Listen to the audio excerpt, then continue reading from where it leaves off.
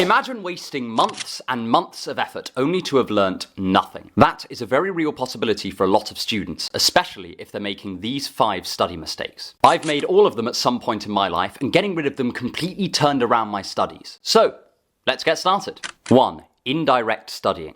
I remember revising for a maths exam when I was younger, and I was convinced I was going to ace it. I'd spent hours organising my notes, highlighting the textbook, and had even read about some more advanced concepts. But then the day of the exam came, and I completely screwed it up. It was one of my worst marks ever. So where did I go wrong? Fundamentally, I was not studying directly for the exam. Directedness refers to the similarity between a study technique and the situation you'll be tested in. So reading about bikes is not very direct practice if you want to win a bike race. But practicing riding your bike really fast is. The trouble is that indirect practice does not translate that well into the test context in most situations. No matter how much reading about my bike I do, I still will not win the bike race if I don't do a lot of direct practice. To go back to my failed maths exam, you'll immediately notice a glaring gap in my study plan. I did not do any practice maths questions, despite the fact that the exam was literally only made up of maths questions. I could have done all the extra reading I wanted, it still would have not given me the skills I needed to ace that exam. So when you're thinking about your study plan, make sure you prioritise the kind of techniques that mirror how you sit the exam. If your exam involves timed essays, then do those. If it involves verbal articulation, then practice thinking out loud. Do not read about riding the bike, ride the bike.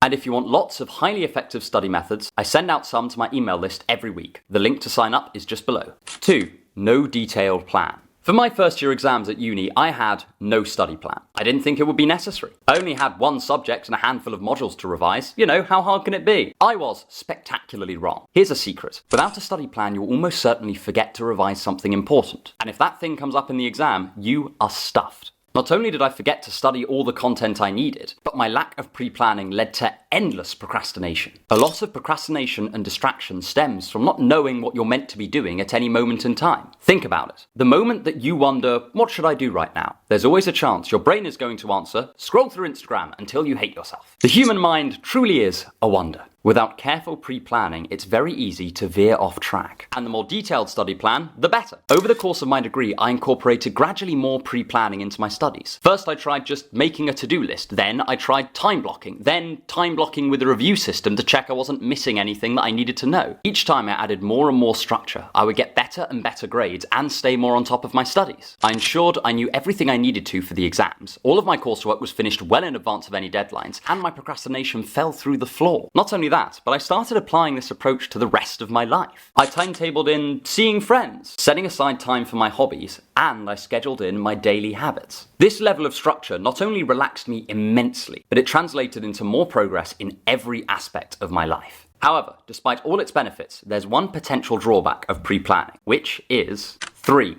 Tricking yourself.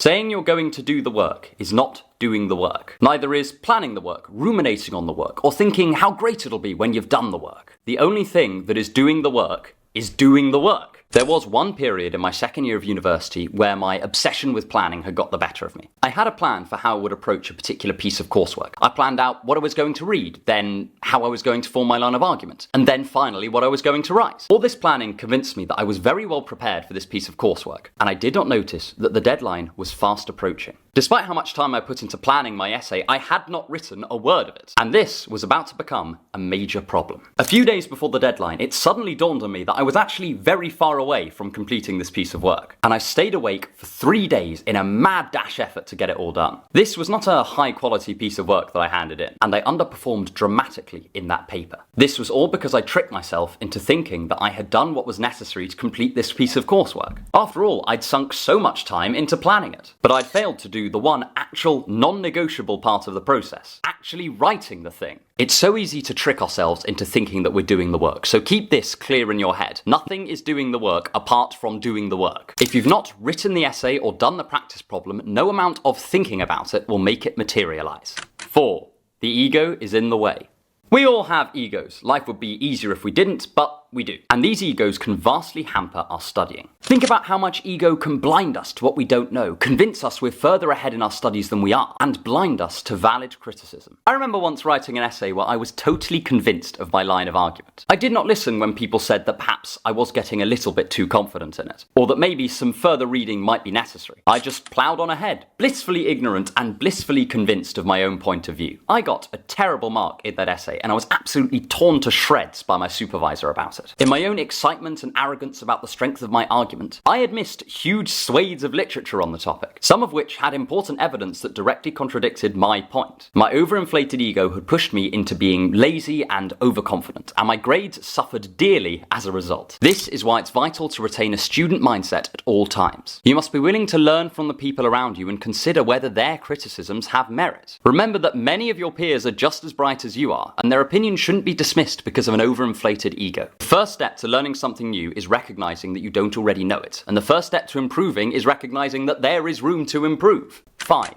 Ignoring the rest of your life. How much quality studying could you do while starving? What about while you were sleep deprived? What about while you were lonely and depressed? Unless you're Isaac Newton, chances are the answer is not very much. And this is where I once again made a fundamental mistake during my studies. For one of my exam periods, I'd really put my nose to the grind. They were important to me and I wanted to do really well in them. But in doing this, I'd completely forgotten the rest of my life. I barely saw my friends, I did not sleep, and I ate primarily sugar and caffeine, meaning that I lost an unhealthy amount of weight. I was in denial at the fact that I am a human being who needs a decent diet, enough sleep, and at least a base level of fun to keep my physical and mental health afloat. It is cliché to talk about balance, and it's true that if you want to excel something, a certain amount of imbalance in your life is going to be necessary. But if you let the rest of your life slide into oblivion, then your studies will inevitably suffer. Lack of sleep can cause severe issues in concentration, while depression, anxiety, and hunger make it all the more difficult to think and learn. This is where we need to go back to the fundamentals of how to be a functional human being. If you have a decent enough diet, get 8 hours sleep a night, do some exercise, and make sure your physical and mental health is taken care of, you will find it much easier to excel in your studies. Subscribe to my channel and my email list for more on thinking to improve your life.